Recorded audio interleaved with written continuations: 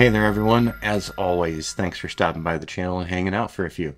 My name is Rich Charpentier, I'm the channel host, and normally we're talking about doing drone work, building our small drone businesses, and building our imaging businesses.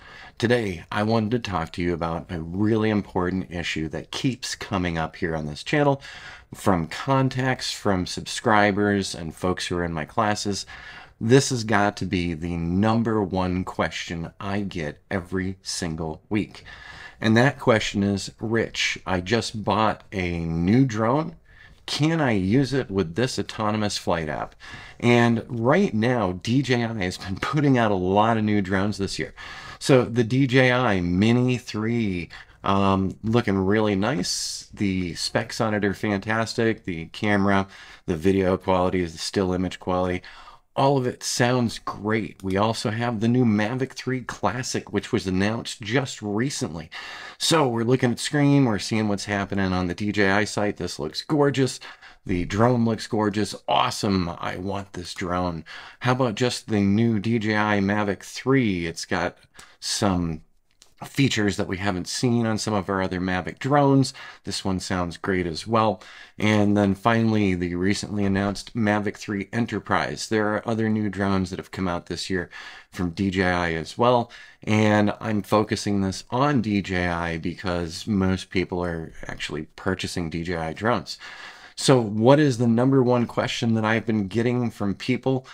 People get in touch and they say, will this drone work with the autonomous flight apps that I like? So will this drone work with Litchi? Will this drone work with Map Pilot Pro? Before you make a purchasing decision, and I know a lot of you have already done it and made purchasing decisions, and I'm sorry, you need to find out if that drone is going to work with the autonomous flight software that you are used to using. So here in-house, we have a Phantom 4 Pro, we've got a couple of Mavic 2 Pros, we've got an original Mavic 1 Pro.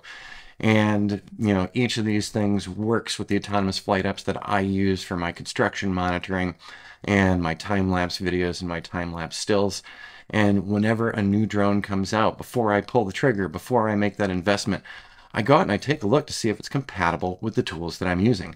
So Litchi tells us on the Litchi's help page what is currently supported and what is not supported. The Mini 3 Pro, the Mavic 3,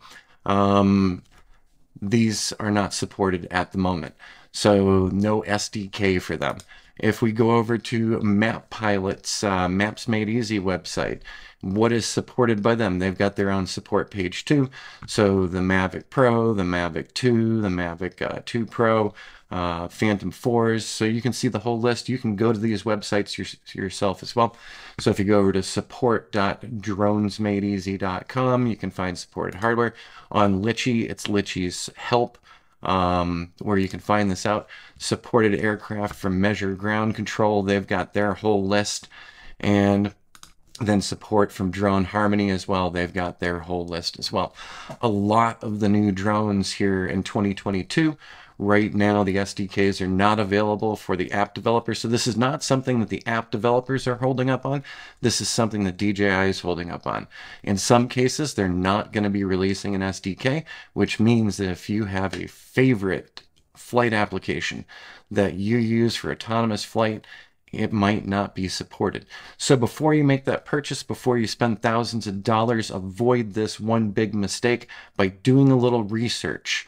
Run out, take a look at the websites that are available for your autonomous applications, and make sure that that new drone is on the list.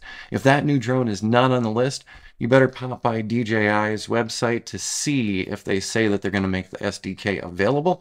And the other thing you can do is check out some of the forums online. But this is the biggest mistake new drone pilots make when they're getting into starting up their own drone business. They see a lot of the features and a lot of the pretty advertising. I mean, when I look at these screens, this is absolutely gorgeous. This was the Mavic 3 Classic. Man, I need to get one of those to make something look like that.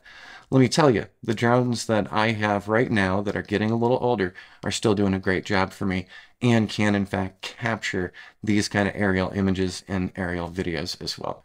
All right, everybody. So there you go. I wanted to make sure that you were missing this one big mistake. As we are coming into the holiday season, people might be purchasing drones for other people they know.